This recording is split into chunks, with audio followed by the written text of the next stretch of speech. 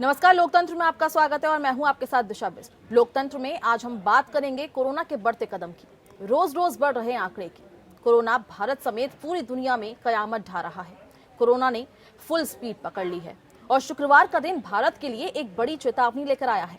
Corona ने अब तक के सारे रिकॉर्ड तोड़ दिए हैं। कोरोना संक्रमण ने भारत में 20 लाख के आंकड़े को पार कर लिया है और 24 घंटे में रिकॉर्ड 62,000 से ज्यादा मामले सामने आए हैं। ये संख्या अभी तक की एक दिन में आए नए मामलों में सबसे ज्यादा है, यानी इससे पहले एक दिन में इतने कोरोना केस कभी सामने नहीं आए। वहीं पिछले 24 घंटे में 916 लोगों की मौत हुई है, जो भयावह स्थिति की ओर इशारा कर रहा है। अगर कोरोना की रफ्तार ऐसे ही बढ़ती गई तो एक कोरोना सारे अनुमान से आगे निकल जाएगा। अब सवाल है कि बिना दवाई कोरोना से कैसे लड़ाई जीतेंगे? बिना वैक्सीन बने कोरोना को रोकना मुमकिन है? क्या देश में फिर से पूर्ण लॉकडाउन की जरूरत है? इन्हीं सवालों का जवाब जानेंगे। सबसे पहला सवाल मेरा डॉक्टर राहुल भार्गव सर आपसे है कि सर, जिस तरह से लगातार कोरोना के आंकड़े बढ़ते जा रहे हैं, पिछले 24 घंटे की बात करें तो ताबड़तोड़ जो रिकॉर्ड आए हैं 62,000 से ज्यादा, ये रिकॉर्ड अभी तक नहीं आए हैं सामने। तो क्या लगता है सर, जिस तरह से लगातार कोरोना के केसेस बढ़ते जा रहे हैं, उसके बाद क्या कोरोना के केसों में कमी देखने को हमें जल्द ही मिल पाएगी? तो सबसे पहली बात ये समझना जरूरी है कि ये जो आंकड़े आ रहे हैं ये अचंभित करने वाले नहीं हैं। ये नंबर्स बढ़ेंगे, ये हम शुरुआत से जानते हैं। जैसे जैसे टेस्टिंग बढ़ती जाएगी वैसे वैसे आप ज्यादा लोग पकड़ पाएंगे, उनको कांटेक्ट ट्रेसिंग करके एक समय ऐसा आएगा जैसे दिल्ली में हुआ, जैसे धारावी में हुआ, जैसे भीलवाड़ा में हुआ, कि नंबर्स आने के बाद नीचे जाने लगेंगे। वही चीज गुरुग्राम में भी हुई। तो अभी ये समझना जरूरी है, जो ये 63,000 नंबर्स हैं, इनसे हमारे को डरना नहीं है, क्योंकि अपनी मृत्यु दर आज भी 2.38% पे ही टिकी हुई है। इसका मतलब कुछ ना कुछ तो वायरस की गति में या जो उससे इन्फेक्शन हो रहा है उसमें हमारे और विश्व के मुकाबले में अंतर है। इसको हमारे को मान के चलना है। तो नंबर से भयभीत ना हो, क्योंकि नंबर जितना भयभीत होंगे उतना लोग कम बाहर निकलेंगे तो उतने ही इकोनॉमी पे असर पड़ेगा। अब जरूरत क्या है? समझदारी से कोरोना को हराने की। तो क्या हमारे आज 100% लोग जो बाहर निकल रहे हैं वो मास्क पहन रहे हैं? क्या सोशल डिस्टेंसिंग का पालन कर रहे हैं? आपने देखा अभी अयोध्या के मंदिर के लिए दिल्ली में किस प्रकार से लोग इकट्ठे हो गए, सोशल डिस्टेंसिंग की धज्जियां उड़ गई। दूसरी, आपने राखी में देखा कि जिस हिसाब से भीड़ दिवाली राखी में उमड़ी, क्या वो सोशल डिस्टेंसिंग को मानते हुए थी? तो अगर हम अपने आप को संतुलित नहीं करेंगे तो सरकार कुछ नहीं कर सकती। राहुल गांधी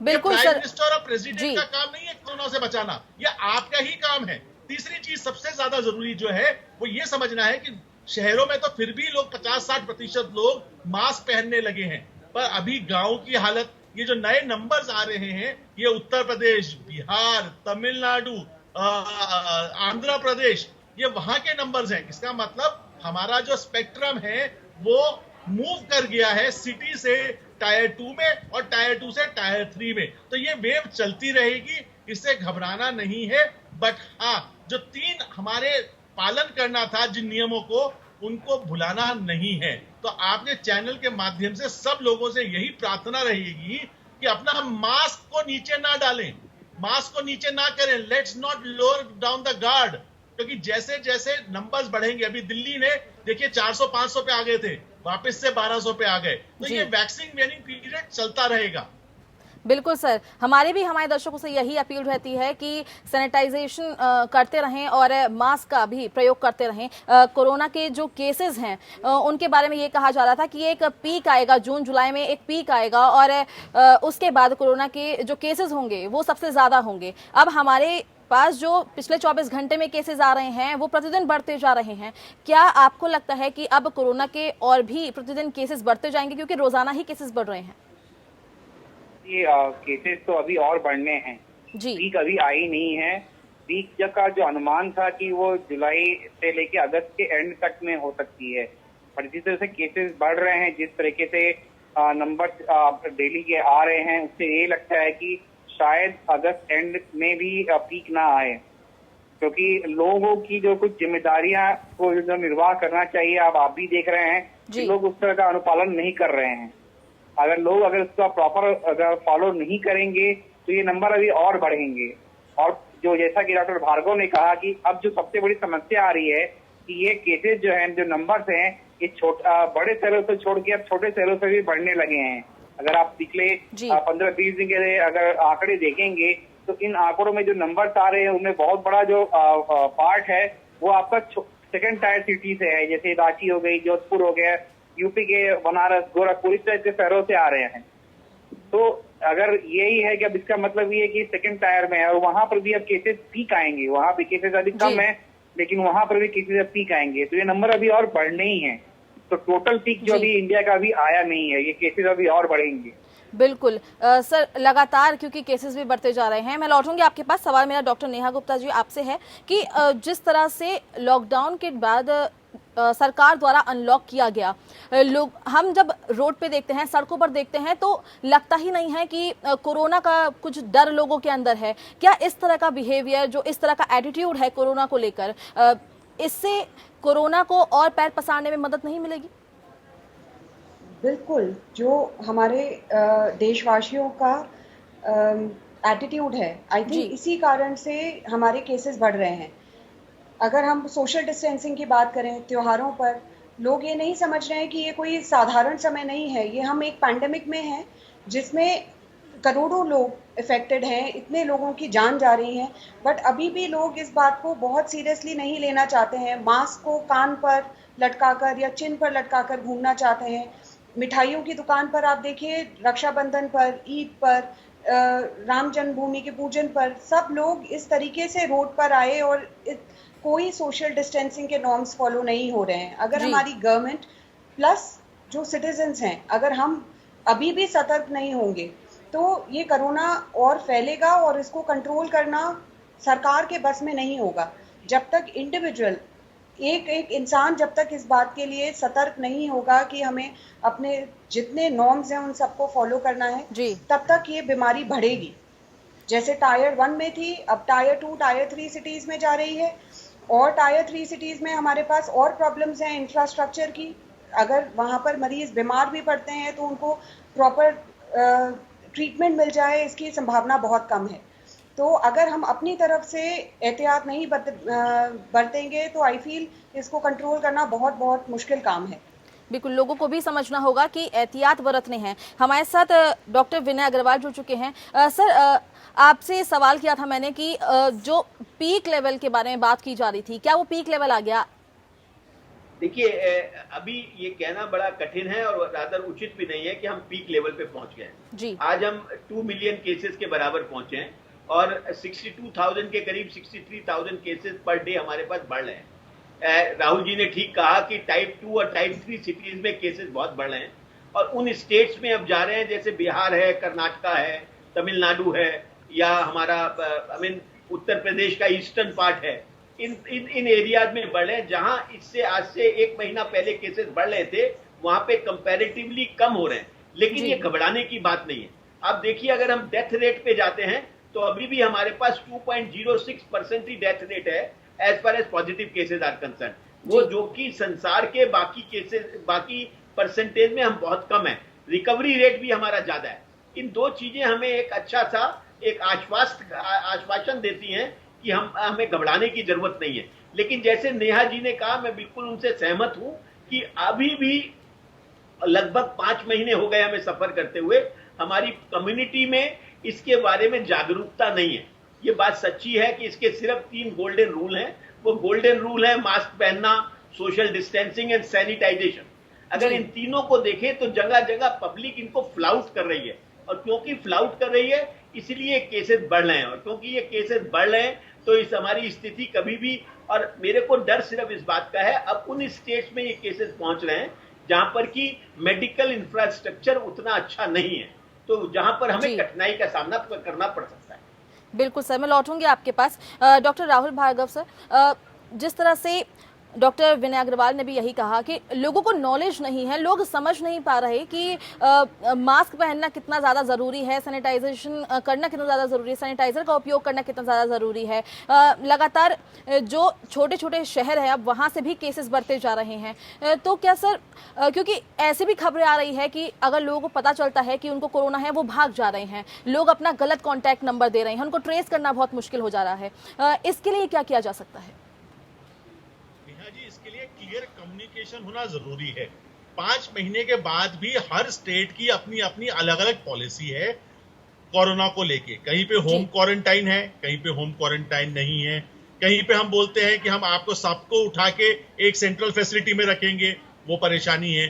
दूसरी चीज ये है कि बहुत सारे लोग इसी डर से, बुखार आ रहा है क्योंकि मानसून आ चुका है, इसी डर से टेस्ट नहीं करवा रहे कि कहीं हमारे को उठा के ना ले जाए। मथुरा वगैरह में बहुत सारे लोग ऐसे हैं जिनको बुखार चल रहा है पर वो घर में दुबक के बैठे हैं, ये सोचते हुए कि कहीं हमारे को सरकार लेके नहीं चली जाए। तो ये जो भय का बन जाता है बहुत बार, वही एक सबसे बड़ी प्रॉब्लम है। हम चलते हैं डॉक्टर विनय अग्रवाल के पास। सर, सवाल मेरा आपसे यही है कि जिस तरह से लगातार कोरोना के मरीज बढ़ रहे हैं और जो कंपनियां हैं वो भी दिन रात प्रयास कर रही है कि कोरोना की वैक्सीन जल्द से जल्द आए। रशिया ने ये दावा कर दिया है कि उसकी वैक्सीन जल्द ही आने वाली है। तो क्या सर अब ऐसा लगता है कि जल्द ही लोगों को अब कोरोना से निजात मिल जाएगी और वैक्सीन जल्द ही आ जाएगी?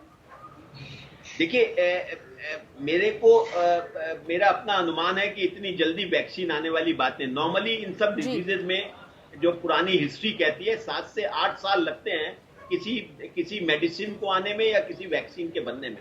बट ये पेंडेमिक सिचुएशन है, देश भर में और संसार में सारी एजेंसीज लगी हुई हैं कि एक प्रॉपर इसकी दवाई या इसकी वैक्सीन निकाली जाए।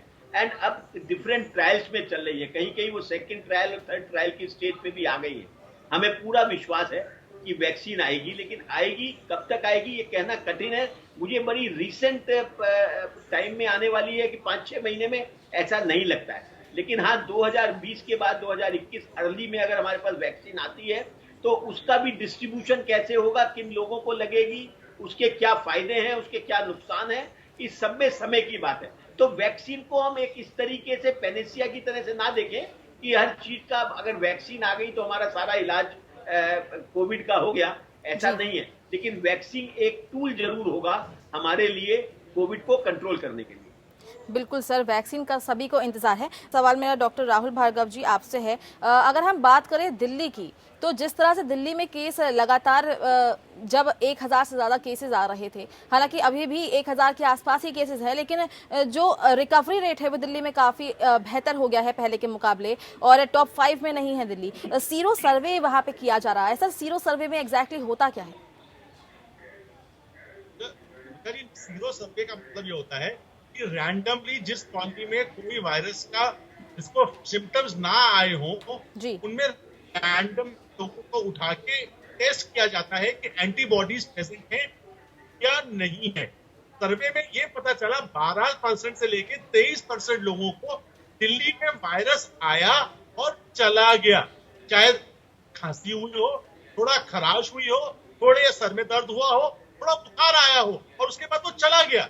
उसने कोई सिम्टम्स नहीं डाले, वो अस्पताल जाने की जरूरत नहीं पड़ी, और सिम्टम भी ऐसे नहीं थे कि वो कोरोना तक सोचता भी, उसने सोचा भी नहीं होगा कि कोरोना है। तो सीरो सर्वेलेंस स्टडी बताती है कि कहीं ना कहीं हमारा जो वायरस है, जो कि हमारे में है, पहले सर्स आया था, मर्स आया था, ये कोरोना वायरस उसी फैमिली का है। तो क्या क्रॉस सेंसिटिविटी की वजह से हमारे मेमोरी टी सेल थे, जिसकी वजह से हमारा वायरस का प्रकोप थोड़ा कम रहा। बट इसका ये मतलब नहीं है कि हम बाहर जाना, घूमना स्टार्ट कर दें। दूसरी सबसे बड़ी जरूरत है कि हमारी यंगर पॉपुलेशन है, उस यंगर पॉपुलेशन के होते हुए भी मोर्टेलिटी हमारी कम है। बट क्या जब ये इम्यून सप्रेस्ड या इम्यून कॉम्प्रोमाइज, जैसे टाउन बी में जहाँ पे मेल नरिशमेंट ज्यादा है, पोषक ज्यादा अच्छा नहीं है, वहां तक बात पहुंचेगी तो कैसा हश्र होगा, ये देखना आवश्यक है। बिल्कुल सर, मैं लौटूंगी आपके पास। डॉक्टर नेहा गुप्ता, सवाल मेरा आपसे है। मैम, जिस तरह से दिल्ली सरकार ने कोरोना पर काबू पाया है, क्या अन्य राज्यों को भी दिल्ली के मॉडल को ही अपनाना चाहिए, तो शायद जो केसेस हैं वो कम हो सके? दिल्ली हमारी कैपिटल सिटी है जी। अगर हम दिल्ली में देखें तो हमारे पास सुख सुविधाएं बहुत ज़्यादा हैं as compare to other cities. जी। जब हमारे दिल्ली में केसेस बढ़ रहे थे तो कॉन्टैक्ट ट्रेसिंग गवर्नमेंट ने बहुत अच्छे से करी, लोगों को होम आइसोलेशन कराया, ज़रूरत पड़ने पर हॉस्पिटल्स की फैसिलिटीज़, प्राइवेट हॉस्पिटल हों, गवर्नमेंट हॉस्पिटल्स हों, हमारे पास काफ़ी इंफ्रास्ट्रक्चर था जहाँ पर हम मरीजों की मदद कर पा रहे थे, प्लाज्मा थेरेपी जैसा ट्रीटमेंट कर पा रहे थे, या जो नई दवाइयाँ हैं रेमडेसिविर वगैरह उन सब से हम इलाज कर पा रहे थे। लेकिन क्या हमारी बाकी जो टायर 2 टायर 3 सिटीज़ हैं, चाहे आप ईस्ट यूपी को देख लें, बिहार देखें, आंध्र प्रदेश, ये सारी, Orissa, do you think in सारी जगहों पर हमारे पास अभी इतना इंफ्रास्ट्रक्चर है कि हम दिल्ली की तरह इस वायरस की तरफ अपनी लड़ाई लड़ पाएं? जब तक हमारे पास इतनी सुख सुविधाएं नहीं होंगी इन सिटीज़ में जहां हम मरीज को बीमार होने पर उनको इस बीमारी से बचा पाएं, या उनको सिवियर इलनेस के बाद भी हम उनको मोर्टालिटी से बचा पाएं, तब तक आई थिंक ये कहना कि जिस तरीके से दिल्ली ने काबू करा वैसे मुश्किल है। दिल्ली ने लोगों में भी समझदारी थी। आई फील ये जो लॉकडाउन करा गवर्नमेंट ने, इसने काफ़ी लोगों को जागरूक करा इस बात के लिए कि ये वायरस कितना फेटल हो सकता है और उनने अपने लेवल पर क्या प्रिकॉशंस लेने हैं। बट बाकी जगहों पर जहां हमारे भाई लोग मास्क नहीं लगा रहे हैं, आज भी 5 महीने के बाद भी, अब भी बड़ी बड़ी गैदरिंग्स में जा रहे हैं, चाहे वो शादियां हो, बर्थडे पार्टीज हो, त्योहार हो, अगर इस बात को वो लोग अभी भी नहीं समझ पा रहे हैं तो ये कहना कि क्योंकि दिल्ली ने काबू पा लिया इसलिए हम भी काबू पा पाएंगे, I think it is very difficult. बिल्कुल, क्योंकि स्वास्थ्य सुविधाएं भी काफी कम है हमारे पास। मैं लौटूंगी आपके पास। सवाल मेरा डॉक्टर विनय अग्रवाल सर आपसे है।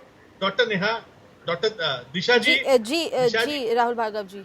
जी डॉक्टर साहब, इसमें सबसे बड़ा इम्पोर्टेंट चीज हम देखें कि जिस एग्रेशन से 10 जून को सेंटर ने, अमित शाह जी ने सीजन लिए, इस हिसाब से टेस्टिंग बढ़ाई 6,000 से 12,000 और 12,000 से 18,000 टेस्टिंग बनाई और कंटेनमेंट जोन बनाए, उसकी वजह से दिल्ली में कोरोना काबू में आ पाया। नहीं तो अगर हम सच पूछें तो टेस्टिंग और ट्रेसिंग हो ही नहीं रही थी दिल्ली में।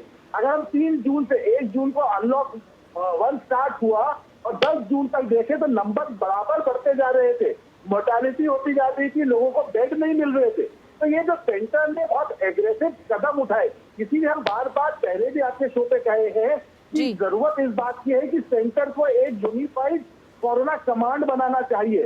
हालांकि स्टेट सब्जेक्ट है हेल्थ, बट सेंटर को अपने निरीक्षण में लेके कोरोना के अगेंस्ट युद्ध छेड़ना चाहिए और हर उस जगह पे एग्रेसिवली काम करना चाहिए, जैसे धारावी में हुआ, जैसे भीलवाड़ा में हुआ और जैसे दिल्ली में हुआ, तभी हम कोरोना को हरा पाएंगे।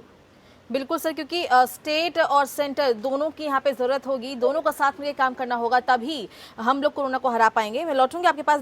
सवाल मेरा डॉक्टर विनय अग्रवाल सर आपसे है, क्योंकि उत्तर प्रदेश की अगर हम बात करें तो उत्तर प्रदेश में 1 लाख के पार पहुंच गया है कोरोना का आंकड़ा। और यहीं जो बात हुई है आइवरमेक्टिन दवाई के बारे में बात की गई है, जो लोगों को दी जा रही है, जो ये दवाई है इससे क्या जो कोरोना है उस पर काबू पाया जाएगा? क्योंकि यूपी सरकार के द्वारा ये दवाइयां उन लोगों को दी जा रही है जो कोरोना के जिनमें थोड़े से भी सिम्टम्स मिल रहे हैं। देखिए, ये कहना बड़ा कठिन है कि जो दवाई यूपी सरकार दे रही है उस अभी तक कोरोना की कोई मेडिसिन नहीं निकली है, ये बिल्कुल साक्ष्य है हमारे। अब कोई भी दवाई का हम ट्रायल देते हैं या कुछ भी करते हैं, वो एक तरीके का ट्रायल है, मैं उस पर कमेंट नहीं करूंगा। लेकिन अभी राहुल भार्गव जी ने बताया और आपने एक प्रश्न भी पूछा कि दिल्ली को हमने कैसे कंटेन किया। दिल्ली एक परफेक्ट एग्जाम्पल था सेंट्रल गवर्नमेंट और स्टेट गवर्नमेंट की कोऑर्डिनेशन का। जब तक ये नहीं हुई दिल्ली का बुरा हाल था, जब ये कोऑर्डिनेशन हुई तो दिल्ली की सिचुएशन बहुत बेहतर और इम्प्रूव हुई।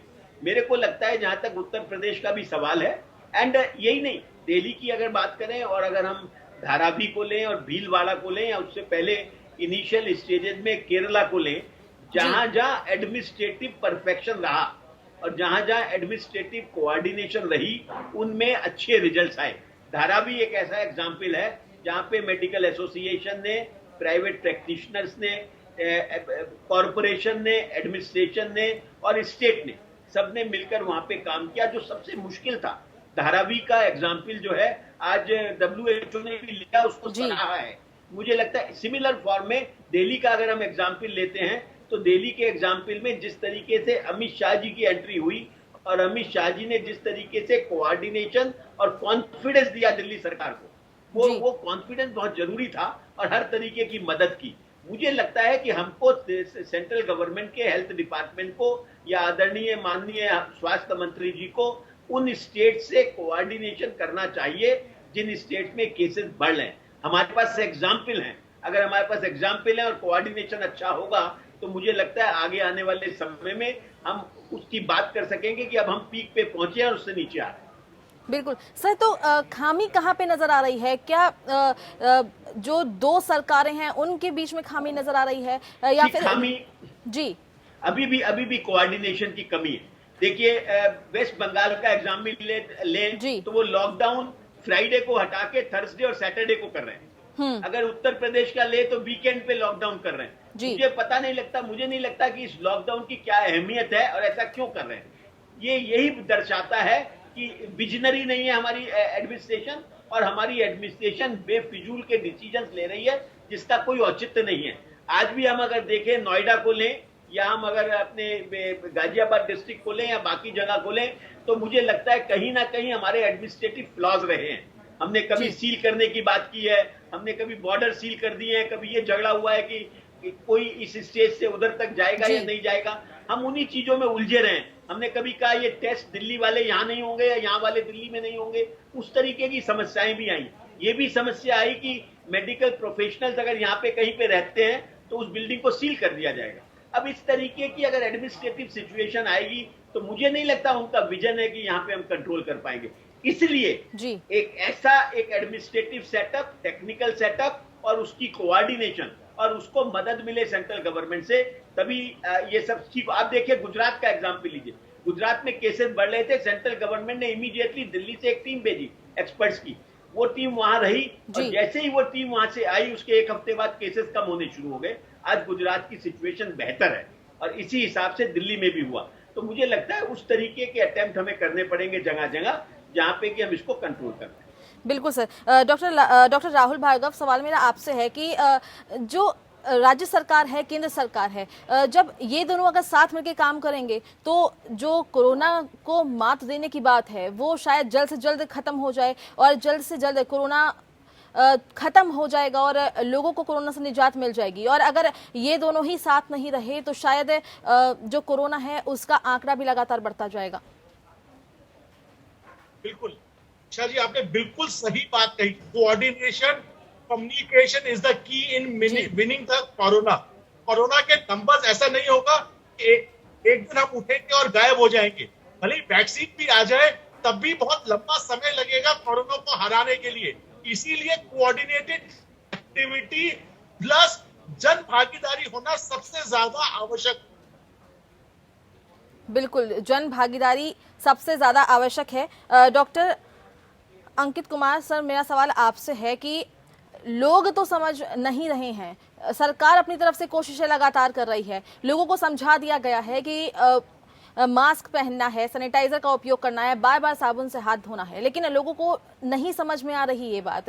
वक्त की कमी है। एक आखिरी कंक्लूजन में डॉक्टर विनय अग्रवाल सर आपसे लेना चाहूंगी, क्योंकि हमारा जो देश है स्वास्थ्य सुविधाओं की बात करें तो अमेरिका से काफ़ी नीचे है। अमेरिका सबसे ऊपर आता है जहां पे स्वास्थ्य सेवाओं की बात करें। तो अमेरिका से कंपेयर करें अगर हम भारत को, तो भारत ने काफ़ी अच्छा किया है।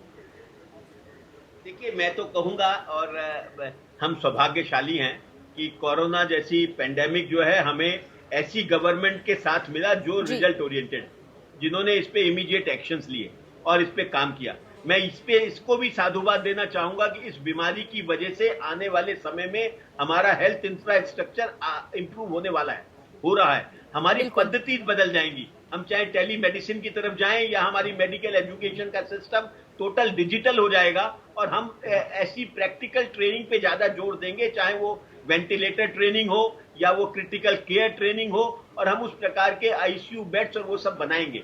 तो मुझे लगता है आने वाला समय एक हेल्थ केयर के लिए चैलेंजिंग तो होगा, लेकिन स्वर्णिम भी होगा, क्योंकि इस एग्जाम्पल से और इस परेशानी से और इस पेंडेमिक से हम काफी सीख रहे हैं, और इस सीखने की वजह से हम आगे सुधरेंगे भी, ऐसा मेरा विचार है। बिल्कुल, क्योंकि जिस तरह से इस कोरोना ने पूरे विश्व भर में आतंक मचा रखा है, उसके बाद जो सरकार हमारी कर रही है वो काफी सराहनीय है। आप सभी मेहमानों का बहुत बहुत शुक्रिया हमारे साथ जुड़ने के लिए, क्योंकि लगातार कोरोना के केसेस बढ़ते जा रहे हैं।